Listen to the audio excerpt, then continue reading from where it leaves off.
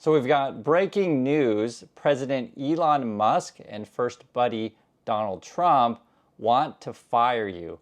That's the subject of today's video. And in fact, they don't just want to fire you, they want to fire all of you and your coworkers.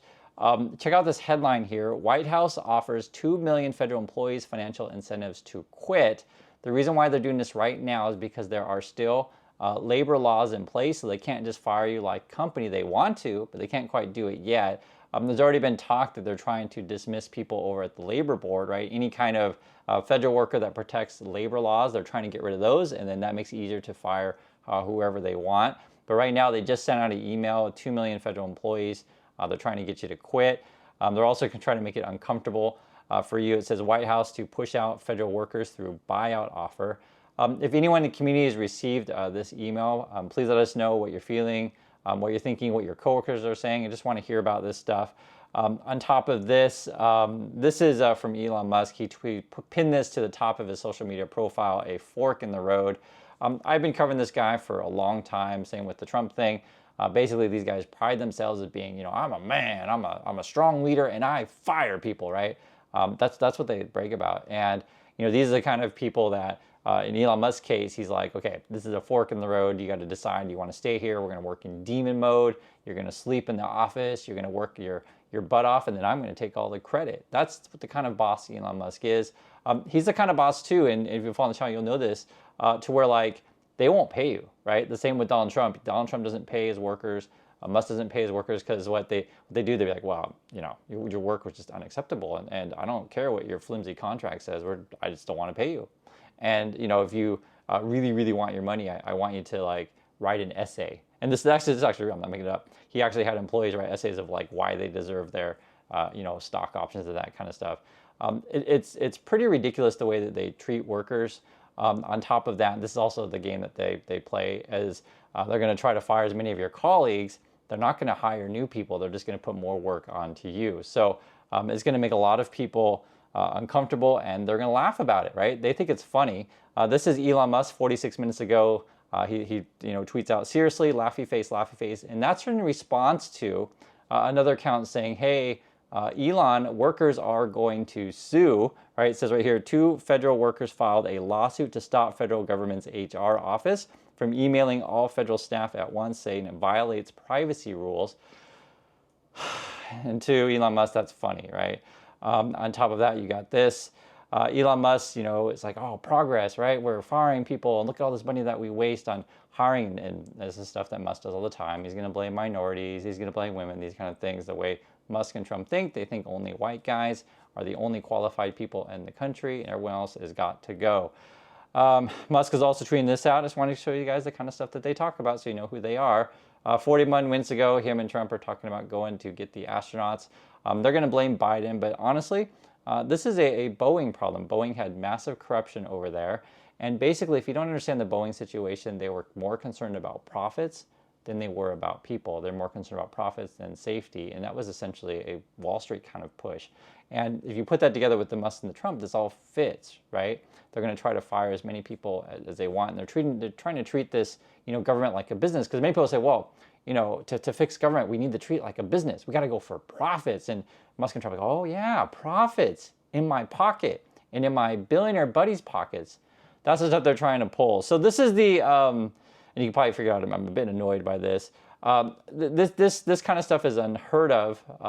And I mean, deferred resignation email to federal employees. I guess it went out to 2 million people January 28th, 2025. They're calling this the 4 pillars. So you got to return to the office. We're going to go back to performance culture. 3, more streamlined and flexible workforce, and enhanced standards of conduct. I don't know what that is. I mean, I'll read it. It says, the federal workforce should be comprised of employees who are reliable, loyal, trustworthy. Okay, loyal, trustworthy. And the loyal thing, the reason why I'm kind of making comments on this one is because Musk and Trump, I'm not making it up, they have loyalty tests. That's part of working for them. It was reported before. Like I said, I've been following this for a while. They give loyalty tests, basically kiss the ring, right? Or they'll give a test of like, okay, if you leak anything to the press, you're automatically fired. And you have to understand, like, for these people, Musk and the Trump, they want you to keep your mouth shut. They want you to put your head down. They want you to work 130%, right? Like give it all to them. It is. They don't treat people like humans because they don't care. They just want those profits, get any profit they possibly can, and you just can't treat people like this all the time. I'm just telling you the truth.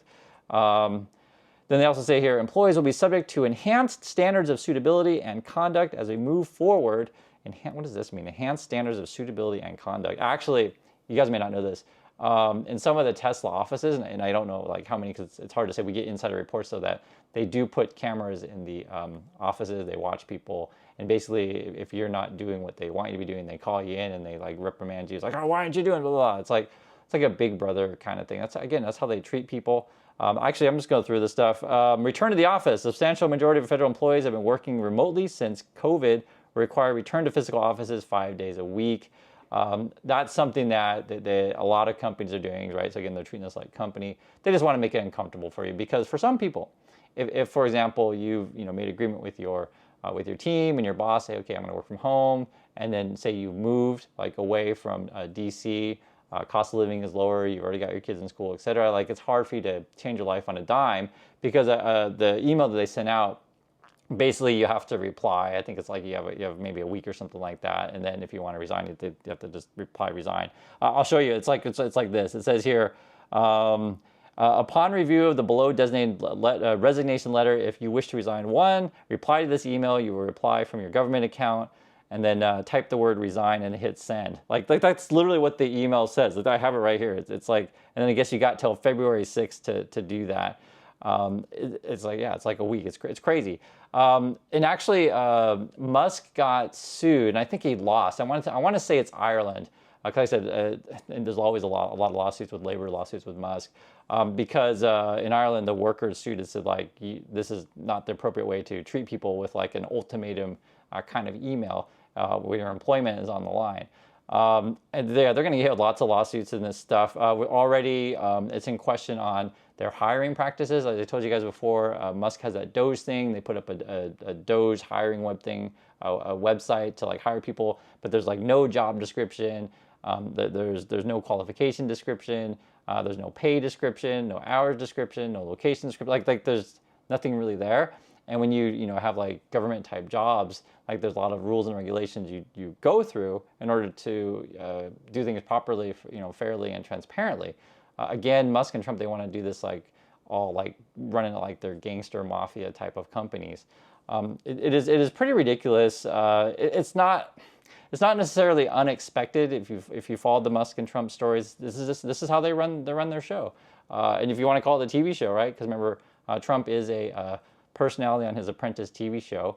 Also, they got number 2, performance culture. Federal workforce should be comprised of the best America has to offer. We'll insist on excellence at every level. Our performance standards will be updated to reward and promote those that exceed expectations and address in a fair and open way that do not meet the high standards. So they're trying to come up with like, what's the right word to say it?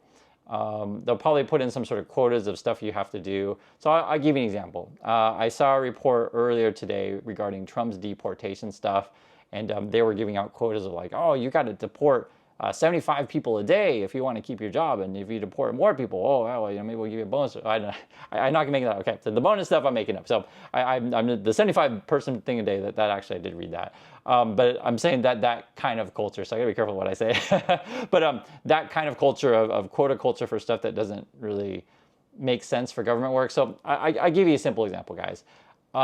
If we'll say the deportation worker or a police officer, that kind of thing, and if they give you quotas of say you have to arrest so many people for X crime, but what if there aren't a certain amount of X crimes, right?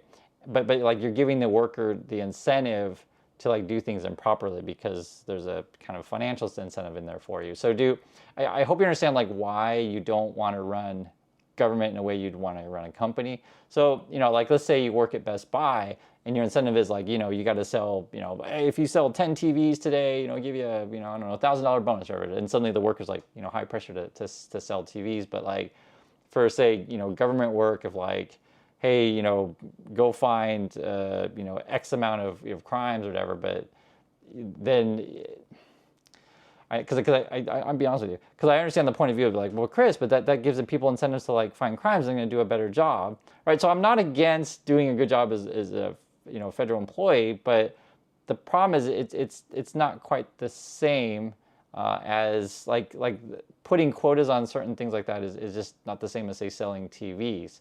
A good way to describe it would be, okay, here's a really good way to describe it. If I put a number of like, okay, you have to do X amount of, insider trading, find that, you may overlook, say, the most important one and biggest cases, right? So, you may just go after a bunch of little ones to rack up, as many victories as you possibly can, opposed to going after the big fish that is really complicated. They got an army of lawyers, etc., but they're doing the most harm. I mean, there's any number of ways that you could talk about these kind of things, and we're getting into actually really complicated ways of how to think about work in the federal government compared to private employment. Also have here, it says number 3, more. I'd like to hear you guys' comments on that one. I think that's actually a really good discussion, like how do you rate return to office performance? How do you relate standards of conduct for federal employees or private workers? You also have this, more streamlined and federal workforce. While a few agencies and even branches of the military are likely to see increases in the size of their workforce, majority of federal agencies are likely to be downsized through restructuring and realignments and reductions in the workforce. So they're saying here some branches are going to get more people. So I bet you it's going to be, military, more deportation workers, that kind of stuff. And they're going to try to cut the workers in other agencies. So basically they're going to try to put more work onto you. Now Elon Musk is going to try to sell the government his wonderful, fantastic AI technology, but that's all going to be a sham. Ultimately, this is all about cutting regulations as much as they possibly can, now cutting workers as much as they possibly can to remove regulations so they don't have any transparency, and then they're going to try to find ways to profit as much as they possibly can. Now, I do want to acknowledge, guys, the national debt is a real thing. It keeps growing. There's deficit spending, but cutting costs is not the only way that you can address that issue. Like another way is, hey, what about increasing taxes that people who are benefiting most, be it the billionaire classes, be it businesses. Like if our business tax is too low, or our billionaire tax is too low, or our wealth tax is too low, the system throws the system out of balance, right? And I'm just talking about having people pay their fair share. The way they're thinking about it from the Musk and the Trump is like, well, no, I mean, the solution is really we need to cut taxes for the rich people and for businesses as much as we possibly can, because then they're going to, spur the economy, and it's going to be trickle down economics for everyone. Everyone's going to be fantastic. What the end result's really going to be, though, is you're going to get a bigger divide between rich and poor. That's just the reality of it. It's been trending that way for a while, and then Trump and Musk were going to even go more that way. And sure, some people may win in this system, but chances are it's not going to be you, and chances are it's not going to be me. It's going to be Trump, Musk, and their billionaire buddies as they get all their contracts to privatize everything. Another thing that they may try to do as well is like fire whole departments in the government and then privatize that. So figure out a way to have their buddies hire their people with less regulations, less worker protections, right? Because companies run very different than government. Actually, I talked to my wife about this before making the video, and I think many of you know this as well. Generally speaking, in USA and in many countries, we consider government jobs to be pretty good. Why? Because they're stable, and they may, and this is actually also real. They generally don't pay that much compared to private corporations, depending on which field that you're in. For many in public service, you guys know what I'm talking about. But it's different. You go for government work because it tends to be more stable, right? But when you're introducing this instability in government work now, and then trying to turn it to like the private sector, it just creates a lot of chaos, and you're going to have a lot of workers for this next week then be just unproductive, which is completely understandable, right? I completely understand it. If your boss is treating you in this kind of way, and you're just like thinking all day, okay, am I going to stay at this working conditions or not? Everyone in the office is going to be talking about what are you going to do? Are you staying? You're coming or going? It's going to be tough for people to concentrate on their work. And that's why I mentioned before in the prior video, the way I think about leadership or government, etc., is you want it to be more like street lights. Okay, green means go, red means stop. When you're driving around your car, you don't really think about much. You just okay, that's the rules. I just do it, and you're not worried about it. But if like some of the Trumps and the Musk are always constantly changing the intervals of when things go red, when things go green, or it's like there's no patterns, any of this stuff. It's like all random, and it doesn't feel like there's rules anymore. And it's like, and then they start treating, you know, some lights as being, you know, or some people who follow whatever, you know, side of the road as being favorites over otherism, like favoritism. That's the kind of cronyism, gangster world that they want, and it's just hard for people to focus on you know, their healthy living and doing a good job. These sort of gangster culture also, you know, breeds a lot of competition between workers as well. Kind of like how that incentive thing would say, you know, the Best Buy of the TV, we're all competing for Employee of the Month. You know, there's a lot of things we can talk about this, and I want to hear your thoughts on it. So one would be, did you get the email? Two, what do you think about this move to, I guess, dismiss, is it 2 million federal workers though?